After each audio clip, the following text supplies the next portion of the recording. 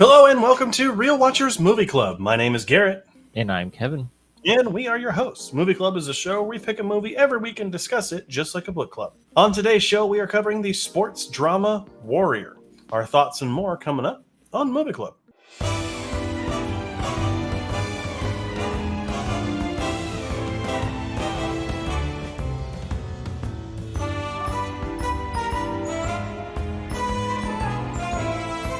Released in 2011, Warrior was directed by Gavin O'Connor and stars Joel Edgerton, Tom Hardy, and Nick Nolte. The youngest son of an alcoholic former boxer returns home, where he's trained by his father for competition in a mixed martial arts tournament, a path that puts the fighter on a collision course with his estranged older brother. It's ranked 177 on IMDb's Top 250 and currently has a 4.0 out of 5 on Letterboxd. The film was nominated for one Academy Award for Best Supporting Actor for Nick Nolte. Before we dive into our thoughts, though, we do want to issue a spoiler warning for Warrior. We're going to talk about what happens in this movie.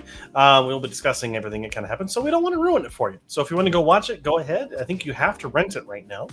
It's not really playing anywhere. But once you've watched it, you can come back here and watch the rest of this. Or if you don't care about spoilers, go ahead and watch anyway.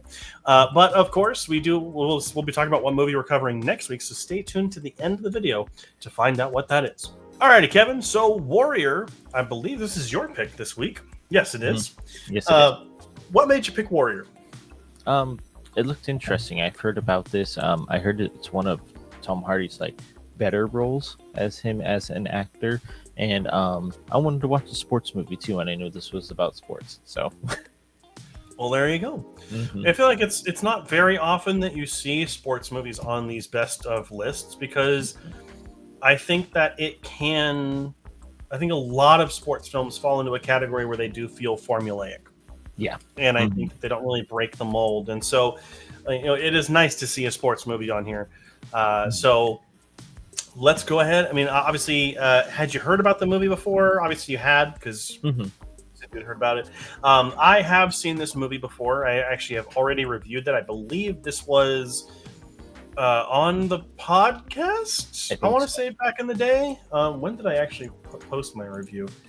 I posted it on September 2nd, 2023. Yeah, so this was back during the, I believe this was during the live stream still, though. I can't even remember now. It's been so long. But I have seen this movie before, so this is nothing new to me. Yeah. But Kevin, this is your first time watching it, so yes. What did you think on first viewing? It's a good movie about UFC stardom, and obviously about two brothers coming from two different worlds that are so separated that they don't even feel like brothers anymore. So that's a cool aspect of the story that I did like. It was okay of a movie. I really enjoyed it about the MMA fighting in this movie. That's pretty cool, but I felt like the fights didn't last as long as I wanted them to. And there's a lot of other things that happened during this movie that we'll talk about soon that I didn't vibe with me a lot. Sure. I feel like I'm in a similar boat. I think this movie is good, not great. I think if anything, I think it's just fine. I think that, I think that the ending is really good. But they spoil it in the poster. Yeah. So it's okay. It's an emotional ending though, and I do think that does serve the film well. And I do think that Joel Edgerton gives a really good performance in this movie. But I think let's go ahead and start with the performances, because that's a key part of this film. I think that Joel Edgerton was probably the best I've ever seen him in this movie, or near the best, I would say. Yes, I would agree with you as well. And I also liked, I'm just looking up, even Nick Nolte, is that how you say his name? Nolte was really good in this movie as well. He gets a lot of emotion in here, and unfortunately he gets a little step back in his rehab program. But I like how that it didn't really affect Hardy, not Tom Hardy, the Tom that he plays, which that's very interesting how they just kept his name. how he kind of embraced his dad, and that was a touching moment as well, because he kind of knows what his dad was going through at that moment. But it's other than that, I didn't like really Tom Hardy's performance in here. I think it was just very it was so one dimensional. It was so bland. He didn't really talk as well during this movie. He was just there in this movie. Joel Yeah. Joel was fantastic in this movie. He showed a lot more emotions with his family and everything. And I know, like I said in the beginning, there's different paths that they went through as brothers to get where they are at this UFC event. But it's like Tom, it didn't really do anything Yeah. more. I think Joel is the main character in this movie instead of Tom. Yeah, I would agree. And I think that I'm right there with you. I think that Tom Hardy, it's not a bad performance by any means. No. It's just not great. Like it's not his best performance, and I don't think he's particularly good here. I think he's fine, but I think that maybe that's by design. Maybe that's to give Joel Edgerton more to work with. And I do agree that I think Nick Nolte does give a good performance here as well. And I think that the emotions that he goes through, well, I don't think it's necessarily Oscar material like he was nominated for. It's still very good. And I think that the type of role that he's playing is good. So that's what I'll kind of add there. I think the rest of the supporting cast is fine too. I don't think anyone really stood out. I saw Frank Grillo's in this movie, which I completely forgot that Frank Grillo was in this movie. I was looking at Koba in this movie, and I was like, I know this damn person from somewhere. And yeah, it's freaking Kurt Angle. I was like, wow, he looks ripped in this movie, which was cool to see. Like, oh my gosh, he didn't say a single word in this movie. He just fought. But it was cool to see him, like, other than at, like, wrestling or something like that. And he did pretty good. I mean, obviously, he didn't talk during this movie, but the moves that he was doing were very Kurt Angle-y. And I don't know if you know this, but when Joel had Koba tap out, it was in an ankle lock, which his is called the angle lock in WWE. So little play on words there, which was pretty funny. And I noticed that. I was like, that's good. If people you don't get it, you don't get it. Well, that's fun. Yeah, it's actually interesting that like he's done a couple of films. He was actually in Pain and Gain and was in The Last Witch Hunter. He looks like he does a lot of like side role type stuff, but probably because of his physicality for sure. But it is kind of it's kind of fun to see him here. Also, like I said, Frank Grillo and Kevin Dunn are also here. They're fine. No one really stands out by any means. But that's fine because you're giving more time to Joel and to Tom and to Nick, who are the ones that are going to be leading the movie. Yeah. I will say that I'm not a fan of the pacing of the first act for this movie. I think this movie takes a little too long to get started. It does. You know what was? I think this was a bad part on me. I don't know. I thought they were the same damn person because it kept going from because they look really alike. Like obviously they're playing brothers, so it should make sense. Yeah. Exactly. But I was like, oh, okay, they're going to his past. What happened to his wife? And that made him be a drug addict. And so I'm like, oh wait, these are two different people. Like 30 minutes into the movie, which was good because I was like, oh, okay, that makes it even better because they're brothers and there's two people in here. But I don't know why that did not click in my head that they are two different people. Yeah, it's just not a very well done first act. I think it just took way too long to get started.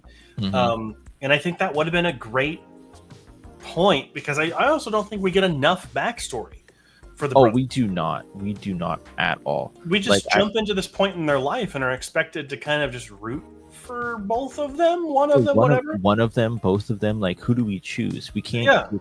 Like, you can choose for the one that's doing it for the family and saving the house, or you can do it for the drug addict one that wants to get his life back together. But why does he want to get his life back together? There's no end point to him, to Tom's thing. We know what. I just forgot his name. What's his name? The other brother. Joel Edgerton. yeah, Joel's character, we know, oh, he's gonna have the house. He wants to make money on this and stuff like that because he's struggling. Which teachers should never struggle; they should get better pay. Just thought I'd put that out there. And but that for Tom's character, I'm like, so what do you want to do with the money? Like, what is your motivation? And there wasn't one that I could think of, like right off the top of my head when we meet him. Like that is his motivation. That's why he wants to do this. And so that, and his character never really clicked with me. With Joel's character, I clicked with him a lot better with him. Yeah, and I think that might be due to the writing of the movie. I don't think this is based on a true story. No. Another thing is too, like, his dad was a drinker. He was almost 1,000 days sober, stuff like that. But then they just throw in the mom's illness, like we're supposed to know that happened to her as well. Like when the beach scene, they're like, yeah, well, mom was sick and I didn't know about it. And I'm like, okay, what was she sick with? Why didn't you know about it? Like, what? Give me more of a reason to be like, oh my gosh, that sucks for both of them. This is why they parted ways. It was just she got sick, and then the dad had an alcoholic problem, and that never really. If you do have dealt with that, I guess you could kind of be on the same boat as them. But I didn't have that, so I was like, okay, like their mom got sick, and that's why the dad became a drunk, pretty much. And sure, that was it for me. I was like, okay, what's going to happen after this? Yeah, and I think that it's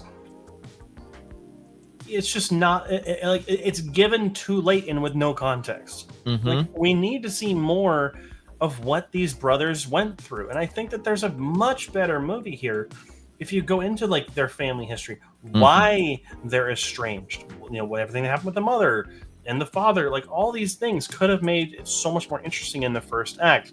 Really set up why this fight is so cathartic, why it's so important to them, but also why it's potentially a relationship ending thing, right? Yeah. Give me reason to be excited for this fight. Well, and then the other reason too is like the military aspect of Tom's character as well. Like, you just know, oh, he was in the Marine Corps, he saved a bunch of people, but then the controversy of what happened with Tom and he, I don't know, unalived a lot of people or had like a friendly fire with somebody. Like, it never gets explained. So I'm like, why would you put that in there just to confuse me a little bit more? I know like the Marines were rooting for him throughout the entire match as well now, but it's like he did something bad. Why would they be rooting for him if that story came to be? It's one of those things where I do just feel like they're adding more and more to make it seem deeper than it really is. And I think this is one of those times where you don't have to make it that deep. You can just make it even a surface level, like just the brothers. You don't have to throw in all this stuff about his veteran time. You don't have to, you don't have to throw in all this stuff. I mean, the stuff with Joel Edgerton's school, and I think that's maybe where that comes in, because you get stuff with Joel Edgerton's character, which I'm gonna want to keep calling him Joel, Brendan. Where you keep getting this stuff about him being a teacher and his students wanting to watch him fight, and then the principal relenting and letting them do a showing of the stuff. That was so funny. The principal watching it at home, he was like, "Get him!" I'm like, okay, he's kind of getting into it. That's now. a principal I would like to work for. Like, whenever I get my film masters, but like I think they have to have something for that. Like, there has to be a relatable, emotional core for Tom Hardy's character to have rooting for him, because you can't just have one person focused on when Tom Hardy's really both built up to be the main character. Yeah. Right. But then he has really no one rooting for him except for, like the audience, because he's doing well. But you could take that as a different way, as Brandon has all of these people backing him and Tom has no one backing him. So it's like, you want the lone wolf to win, or do you want the person who is loved to win? That would have been better. Like, Tom could have came in and been like, okay, well, I served here, I saved these people, but then I got out because I had I don't know, PTSD or something like that. And then that's how you can get him to be liked a little bit more, and that's why he's a loner and stuff like that. So, but it didn't. His character never really flowed for me. I was always in Brendan's corner throughout the entire movie. Yeah, totally. Mm-hmm. But like, I don't want to sound like this is all negative, because it's not. Mm-hmm. No, like this movie is enjoyable. This movie does have good moments to it. I really, really like the final fight. The fights even leading up to it, making Brendan seem like, oh, he's not probably going to do it, even though we know he does, because it's a pretty script, unfortunately. But pretty formulaic, yeah. The formulaic, yeah. But the how Tom goes through people and just bowls them over, and then you have Brayden that is struggling through them. But you can see the different characters. This one had to struggle because he's been off of fighting for how many years or whatever he has, Brennan's character. And then Tom is just angry and relentless. So you can get those in there. But yeah, the final fight I thought was fantastic. I think it could have been a little bit longer. Yeah. I feel like that. You know, I mean, what the movie is already 2 hours and 20 2 hours and 20 minutes. I think maybe if you had slimmed down the first act a little bit, maybe, and kind of get some more time out of that fight. Yeah. Maybe more of a battle. You know, every time there's a big hit, flashback to their childhood or something. I don't know. Like, there's a lot of ways that they could have drawn it out. But I think as it is, it's really emotional and really well done. It is really well done, yeah, and I liked it. But again, putting those flashbacks of when they were kids, maybe fighting each other, and the dad has to break it up or something, because the dad's always is in the crowd between the two fighters, which is cool. But they never really gave a perspective of what he's looking at as well. He could have been looking at his two little boys in the ring, or something like that. But you just see him walk in, and then the two guys are in the ring, and that's it. That's all you get a perspective of him, which they could have done a lot more with that one as well. But I don't know why Brennan had that ruthlessness towards his brother when he basically pops out his shoulder during the fight, because he didn't do it versus Kubo, which he should have lost that fight, and he didn't want to break Kubo's his leg. But it's like, why would you break your arm against your brother? I guess it's like all that pent up hatred and stuff like that. But still, but they don't justify it. Yeah, like, where does that come from? But why? Like, sure, you get the beach scene, but like, I would have liked to have seen or heard more. Like, it's just that level of, like, I don't want to say hatred, but that level of, like, you know, negative emotion. Yeah. Where does it come from? And I think that's the biggest thing that's missing. Yeah. Exactly. I agree with you there. Alrighty, Kevin. So Warrior was your pick this week. What's your final thoughts and your score? Final thoughts are, this is a really good sports movie. It could have been a hell of a lot better with some more backstory with these two brothers and the two main characters, pretty much. Unfortunately, Tom Hardy does not give his best performance in this movie, which some people would disagree with me, but that's okay. That's my opinion. And I gave it a 72 out of 100, just because I think there's a lot better sports movies that aren't on the top 250 right now, which I don't know how, but it's just they have better stories. This one didn't want me to like Tom Hardy's character the way they wanted me to, for some reason. I was always on Brendan's side of the ring, pretty much. So unfortunately, that's where I had to draw the line. Is the action was good, but the character build up was not there for me for Tom Hardy's character. Sure. Yeah, I'm in the same actually a very similar boat, and I'm glad that we're on the same page here. You know, I think, again, like I said, I think the movie's got an emotional ending. I think Joel Edgerton gives one of his best performances here, but I think this movie gets way too long to get going. It doesn't go deep enough into their relationship, their backstory, as I would like it to. I would have preferred more of their history over the training montages and the boring first act. And I think Tom Hardy's kind of disappointing in this movie. He's not a bad performance by any means, but I don't think he's good by any stretch either. So I think this movie is just, it's better than fine. It's not like great either. So I'm just saying it's good. Good. So Yeah. I'm going to say that it's a 70 out of 100, Okay. which is a 3.5 stars out of 5. So the question now falls to you. What do you think of Warrior? Maybe you have a more rosier disposition on it than we do. Who knows? But we'd love to hear what you have to think down in the comment section down below. But remember to be respectful of one another, because maybe you'll end up fighting that other person one day. Hopefully not, because violence is never the answer. But next week, very excited, we're going to be covering an Iranian drama called A Separation. So very excited to cover that. Make sure to watch it before next week so you're not spoiled. But that is going to be it. Thank you so much for watching. Just a quick reminder, we do have our weekly live stream that goes live every single Wednesday at 7 p.m. Pacific Standard Time, where we do movie news, reviews, and so much more. We talk about the movies that we watch that are not the movie club ones. And also, we are on Instagram, which you'll now see on screen, where you can see a lot of our reviews and other things that we're going to try and start doing.